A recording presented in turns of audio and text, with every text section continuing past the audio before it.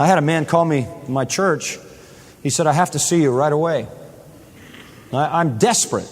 I said, great, come on Sunday before the Sunday night service. He came at 4 o'clock. He walked in. He said, my name's Steve. I'm a doctor. He said, I got some serious problems. You got to help me. I said, I'll do what I can. He said, you got to know this. I'm Jewish, and I don't believe in Christianity. But I've been coming to your church for 4 Sundays. I said, why? He said, because I have so many problems, some guy told me to come here. And he said, all 4 Sundays you've been doing this series on delivered to Satan, which is not seeker-friendly, you can imagine. So, he said, you were talking about me. I know I'm damned. I said, why do you say that? He said, well, I'm an abortionist. I kill babies for a living. That's my practice. Last year, my clinic did $9 million worth of abortions. He says, if a woman doesn't have a reason, I give her one. To get her money. That's being honest. He said, furthermore, I divorced my wife, married my second wife, and now I'm living with a woman who's not my wife. And I haven't got the courage to go back to my second wife because I actually like her better. He said, I just bar mitzvahed 2 of my kids. I've been under psychiatric care for a year, and I'm facing bankruptcy. Can you help me? I said, no. Are you kidding? How are you going to help a Jewish abortionist who's under psychiatric care? I said, but I know someone who can transform your life. He said, who? I said, Jesus Christ. He said, yeah. He said, I thought you'd say that. I said, well, look, if you don't want transformation, that's your choice. But if you're interested, I'd like to introduce you to Jesus Christ. He said, I don't know who He is. I said, well, let's start with that. I reached over, picked up a Bible.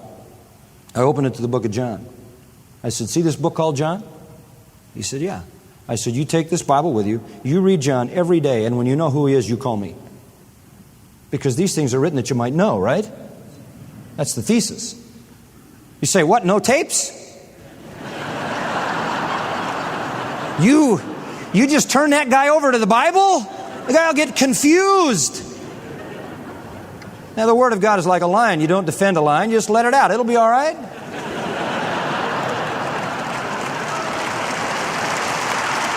So, Thursday, he calls me. He says, I got to see you. I said, come in on Sunday, same time, 4 o'clock. He walks through the door, doesn't even look at me.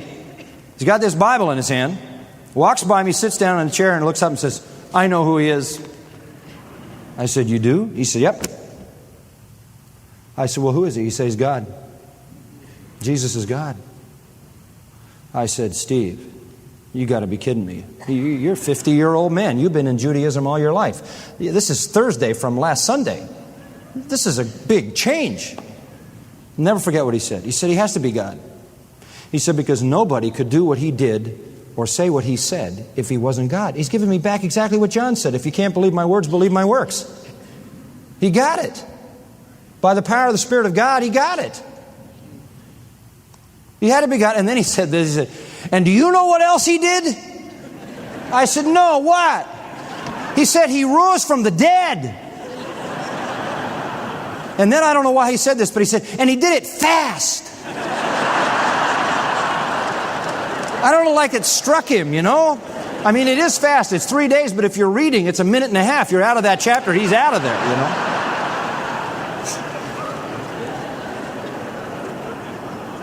So I said, Steve. I said, so He's God. So He came. Why did He come? He came to die. Why did He come to die? He came to die for my sin. How do you know that? He said, you know, I found this book called Romans. He'd read Romans. The law of the Lord is comprehensive enough to totally transform the whole inner person.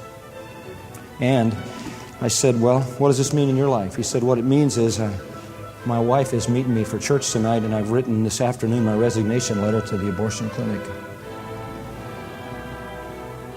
That's the power of the Word of God.